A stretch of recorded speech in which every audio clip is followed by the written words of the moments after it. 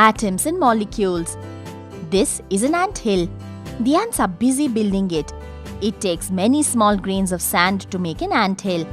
If you take a closer look at the grain of sand under a scanning tunneling microscope, you can see that even the small grain of sand consists of millions of particles which are minuscule in nature.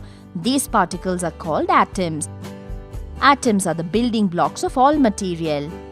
Atoms are made up of three types of particles called protons, neutrons and electrons. An atom has a central nucleus with protons and neutrons in it. Protons are positively charged and neutrons have no charge, so the nucleus is positively charged. Protons and neutrons are collectively called nucleons. Electrons are negatively charged and are located around the nucleus. An atom has the same number of negatively charged electrons as it has positively charged protons in the nucleus. Therefore, atoms are electrically neutral. Electrons are distributed in a definite path around the nucleus and are called shells or orbits. This concept was introduced by Niels Bohr. According to Bohr, different electrons revolve around the nucleus in their own different orbits. The atom has been compared to the solar system. In an atom, the nucleus is the sun and the electrons are the planets. Just like planets in the solar system, each electron revolves around the nucleus in its own different orbit. The orbits or shells are represented by the letters K, L, M, etc. The maximum number of electrons present in a shell is given by the formula 2n square, where n is the orbit number of energy cells. The first orbit or K shell can have 2, the second orbit or L shell can have 8, and M shell can have 18 electrons, etc.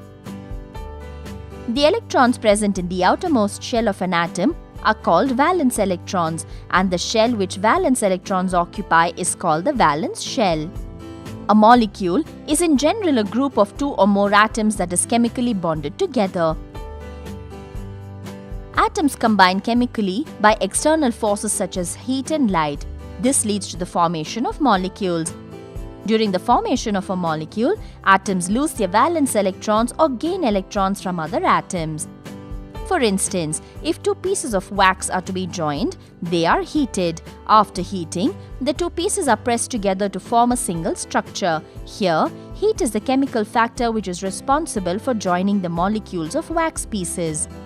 There are two main types of bonds, covalent and ionic. If a molecule is made up of atoms of the same element, it is called a homoatomic molecule. If the molecule is made up of atoms of different elements, it is called a heteroatomic molecule.